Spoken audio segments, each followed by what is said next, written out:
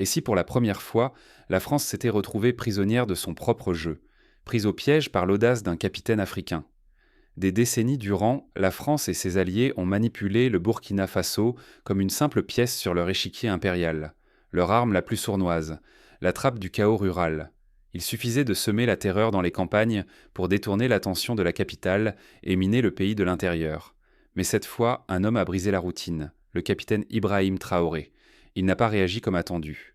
Au lieu de disperser ses forces et de tomber dans le piège, il a imaginé une riposte inédite et méthodique. Traoré a mobilisé, formé et disséminé des milliers de commandos et volontaires, enracinés dans chaque village, protégeant les campagnes sans jamais relâcher la garde sur la capitale. Résultat, la vieille tactique coloniale a perdu toute efficacité. La France s'est retrouvée face à un pays plus uni et résilient que jamais.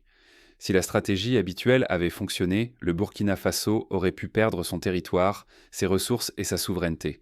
Mais cette fois, c'est le piégeur qui s'est retrouvé piégé. Quel secret se cache derrière le succès fulgurant du capitaine Traoré? Pour comprendre cette révolution stratégique, il faut plonger dans les coulisses de la préparation militaire et du patriotisme burkinabé. Voici comment un peuple a refusé de se laisser manipuler. Pourquoi la France s'accroche-t-elle autant au Burkina Faso? Cette question remonte aux racines profondes de l'histoire ouest-africaine, façonnée par des décennies d'ingérence et de manipulation venues de l'ancienne puissance coloniale. Depuis l'indépendance, Paris n'a jamais desserré son étreinte. Par des réseaux opaques, des coups d'État fomentés à distance ou la cooptation d'élites locales, ses intérêts sont restés prioritaires. Les méthodes sont éprouvées: fragiliser les leaders insoumis, soutenir des dirigeants dociles, verrouiller tout changement majeur. Mais pourquoi ce zèle inépuisable? Le Burkina Faso concentre plusieurs enjeux: ses ressources minières précieuses, sa position centrale en Afrique de l'Ouest, son poids stratégique dans les équilibres régionaux. Perdre ce pays, ce serait sacrifier un levier vital dans la course mondiale aux matières premières et à l'influence sur le continent. Face à la montée du patriotisme, les puissances étrangères ont raffiné leur tactique. L'une des plus insidieuses, la trappe rurale. En orchestrant des attaques sanglantes loin de la capitale, elle force l'armée nationale à s'éparpiller, détournant sa vigilance de Ouagadougou. La ville devient alors vulnérable, exposée à un coup d'État ou à une manipulation interne par des réseaux infiltrés. Ce scénario toxique s'est reproduit dans de nombreux pays, semant chaos, division et instabilité durable. L'ignorer, c'est risquer de voir la domination perdurer au détriment de la souveraineté et du développement. Mais le Burkina Faso, cette fois, a décidé de rompre le cycle. Contre toute attente, il refuse de se soumettre aux manœuvres extérieures. Comment le Burkina Faso est-il parvenu à inverser la tendance? La réponse se trouve dans la stratégie militaire inédite du capitaine Ibrahim Traoré. Et si, cette fois, la proie avait devancé le chasseur à chaque pas? Au Burkina Faso, le capitaine Ibrahim Traoré n'a pas attendu d'être frappé. Il a anticipé l'attaque impérialiste, l'a disséquée et s'en est servi comme d'une arme contre ses adversaires. Là où certains voyaient une armée africaine malléable, Traoré a prouvé que la lucidité stratégique pouvait jaillir des terres les plus disputées du continent. Au premier signe de menace, il a refusé de vider Ouagadougou de ses défenseurs, évitant ainsi le piège classique du déplacement massif. Au lieu de cela, il a ordonné la formation d'une force inédite. 3200 commandos d'élite aguerris à la défense des zones rurales et forestières. Ces Water and Forest ne sont pas de simples soldats, mais une unité mobile entraînée pour s'adapter à tous les contextes, du hameau isolé jusqu'aux profondeurs sylvestres. Le dispositif ne s'arrête pas là. Pour renforcer cette armée, un recrutement massif s'organise. Des milliers de jeunes burkinabés affluent, formés aux tactiques modernes et équipés de matériel approprié. Mais leur moteur dépasse l'aspect matériel. C'est la rage de défendre leur sol, la fierté retrouvée qui anime ces volontaires patriotes.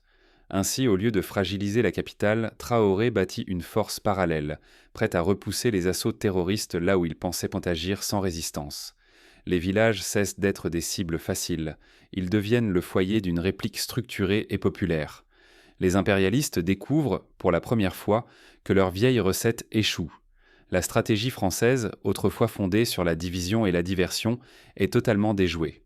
Le pari est risqué: si le plan échoue, Ouagadougou demeure vulnérable, et les campagnes sombreront dans la peur. Mais grâce à cette anticipation, Traoré protège la capitale sans sacrifier la périphérie. À chaque mouvement, c'est l'indépendance nationale qui se joue. Pourtant, la confrontation ne se limite plus aux villages ou aux forêts. Un nouveau front plus inattendue, vient de s'ouvrir. Une autre bataille commence, loin du terrain classique. Elle va exiger une intelligence et une audace d'un tout autre ordre. Un piège s'est refermé, mais sur qui vraiment? À peine les nouvelles unités de réaction rapide déployées, l'équilibre change. Ceux qui croyaient le tendre une embuscade deviennent soudain la proie, traqués dans la forêt burkinabé. Des drones venus de Russie et de Chine quadrillent le ciel, jour et nuit. Leur mission, repérer chaque mouvement suspect, guider la progression des troupes et bloquer toute fuite. Plus aucun recoin n'offre d'abri aux groupes terroristes ou aux agents de l'étranger. L'Afrique ne subit plus. Grâce à une alliance technologique et militaire inédite, la défense nationale se modernise à une vitesse inégalée. Les réseaux de communication et de renseignement quadrillent chaque point stratégique, verrouillant le terrain. Les terroristes, jadis maîtres de la forêt, se retrouvent coupés du monde. Leurs caches tombent, l'une après l'autre. Incapables de se réorganiser, ils perdent le contrôle du terrain et la terreur qu'ils imposaient. Non. La force burkinabé, parfaitement coordonnée, coupe toutes les routes d'approvisionnement. Les groupes hostiles sont encerclés puis neutralisés, sans laisser place à l'improvisation ou à l'erreur. Chaque tentative d'attaque se retourne contre ses auteurs. Dans la capitale, la vigilance reste maximale. Les vieux scénarios de coup d'État échouent avant même de commencer. Le centre du pays tient, protégé par la discipline collective. Mais tout peut basculer à la moindre faille. L'ennemi, même acculé, n'a pas dit son dernier mot. L'avenir du Burkina Faso dépend de chaque geste, de chaque décision. La prochaine offensive se prépare, plus décisive encore. Toutes les forces Tébésmor sont mobilisées, car l'issue déterminera le destin du pays. Le Burkina Faso, laboratoire d'une souveraineté nouvelle, absolument. Et ce n'est pas seulement son avenir qui se joue, tout le continent observe, attentif. L'expérience burkinabé prouve une chose essentielle. L'unité nationale, le patriotisme et un leadership visionnaire peuvent peser plus lourd que n'importe quelle technologie étrangère. Ici, la vraie force vient d'un peuple uni, prêt à défendre chaque parcelle de son territoire, sans tendre la main vers l'extérieur. Maîtriser ses frontières, contrôler son ciel, investir sans compter dans le renseignement, ce sont là les véritables piliers d'une souveraineté durable. Le Burkina Faso l'a compris, et désormais aucune armée étrangère ne peut manipuler aisément son destin. L'ennemi est anticipé, déjoué, sur chaque front. Ce résultat tient à un leadership local fort, qui ne se contente pas de promesses mais agit concrètement. En valorisant la dignité des soldats, en leur offrant formation, équipement et respect, le gouvernement a forgé une armée qui croit profondément en sa mission. Elle incarne désormais le rêve d'émancipation d'un peuple tout entier. Fini le temps où l'on attendait des solutions venues de Paris ou de Washington. Le Burkina Faso trace sa propre route, fondée sur l'autonomie, l'innovation et l'écoute de ses réalités. Son exemple montre à toute l'Afrique qu'un modèle d'émancipation est non seulement souhaitable, mais possible. Pourtant, se reposer sur les vieilles méthodes condamnerait le continent à revivre les mêmes humiliations. L'histoire burkinabé avertit chaque nation. Seul le courage d'inventer, de s'unir et d'avancer ensemble transforme la faiblesse en force. Mais la route vers l'autonomie reste semée d'embûches. Chaque pas en avant suscite de nouvelles menaces et impose de réinventer les stratégies. La véritable indépendance naît là où la peur s'arrête. Aujourd'hui, l'avenir du Burkina Faso, et par extension celui de l'Afrique, repose sur notre refus de reculer devant la menace, qu'elle vienne de l'extérieur ou de l'intérieur. L'histoire récente l'a montré, les nations africaines ne sont pas vouées à subir la domination ni le chaos imposés par d'autres. Face aux tentatives de déstabilisation, le Burkina Faso a riposté avec la lucidité et la détermination d'un peuple uni. Par la création d'une armée enracinée dans le patriotisme, le capitaine Ibrahim Traoré a prouvé qu'il était possible de défendre chaque village comme chaque capitale sans céder un pouce de souveraineté. Ce choix va bien au-delà d'une victoire militaire.